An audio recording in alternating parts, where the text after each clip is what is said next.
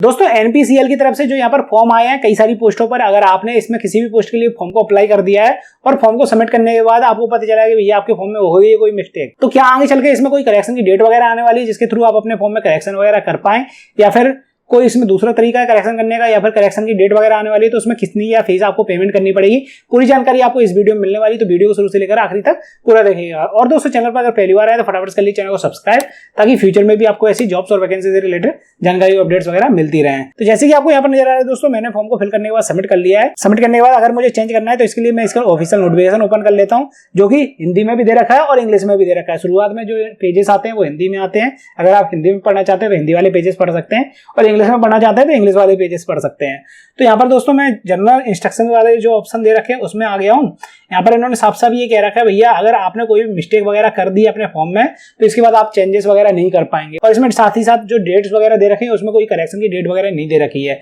तो इसका मतलब कि कोई करेक्शन की आगे चल के डेट वगैरह नहीं आने वाली है। लेकिन हाँ दोस्तों, आप अपने फॉर्म में करेक्शन वगैरह कर पाएंगे।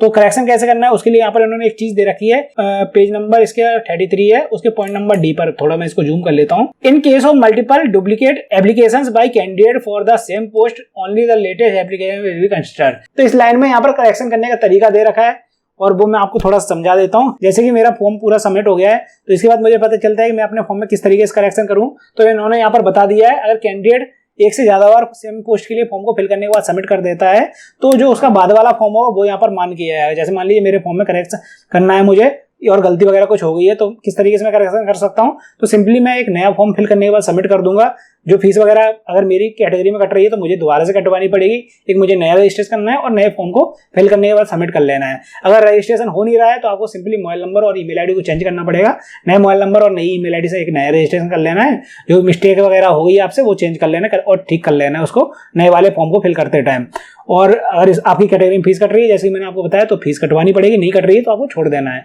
फीस कटने का ऑप्शन ही नहीं आएगा और सिंपली आपको सबमिट कर देना है। उसके इसमें क्या होगा, जो आपका बाद वाला फॉर्म होगा वो यहाँ पर मान्य किया जाएगा, जो पहले वाला फॉर्म होगा वो रिजेक्ट हो जाएगा। अगर एडमिट कार्ड आ जाते हैं दोनों फॉर्म के तो आपको बाद वाले का ही एग्जाम देने जाना है, पहले वाले का एग्जाम देने नहीं जाना है, जो कि गलत था। तो दोस्तों इस तरीके से आप अपने फॉर्म में करेक्शन वगैरह कर सकते हैं। अगर बाई चांस आपसे पहले वाले फॉर्म में मिस्टेक हो गई है, दूसरे वाले फॉर्म में भी मिस्टेक हो गई है और आप चाहते हैं कि करेक्शन करना है तो आप चाहे तो तीसरी बार फॉर्म को फिल करके सबमिट कर सकते हैं। कोशिश करिए इस बार मिस्टेक ना हो, नहीं तो आपको फिर चौथी बार फॉर्म को फिल करना पड़ेगा। अब जिन कैटेगरी में फीस वगैरह कट रही थी उनकी फीस का क्या होगा, जो उन्होंने पहले फीस कटवा दी है तो दोस्तों यहाँ पर उनकी फीस वगैरह रिफंड नहीं की जाएगी। वो मान लीजिए आपका एक तरीके करेक्शन का चार्ज चला गया है तो आपको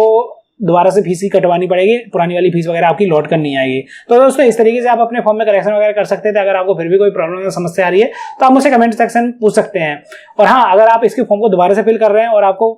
खुद ही फॉर्म को फिल करना है, जो साइबर वाले एक्स्ट्रा चार्ज वगैरह लेते हैं उससे बचना है, तो आप चाहे तो अपने मोबाइल से फॉर्म को फिल कर सकते हैं। अगर आपको फोटो सिग्नेचर वगैरह अपलोड करने में प्रॉब्लम आए तो आप इस वाली वीडियो देख सकते हैं, जहाँ पर मैंने डिटेल में सभी चीजें कवर कर रखी हैं, किस तरीके से आपको फोटो और सिग्नेचर अपलोड करने हैं और कैसे आप मोबाइल से इन सभी चीजों को अपलोड कर पाएंगे। और दोस्तों अगर आपको इसमें एजुकेशन डिटेल्स वगैरह फिल करने में प्रॉब्लम आ रही है तो नीचे वाली वीडियो को जरूर देखिएगा।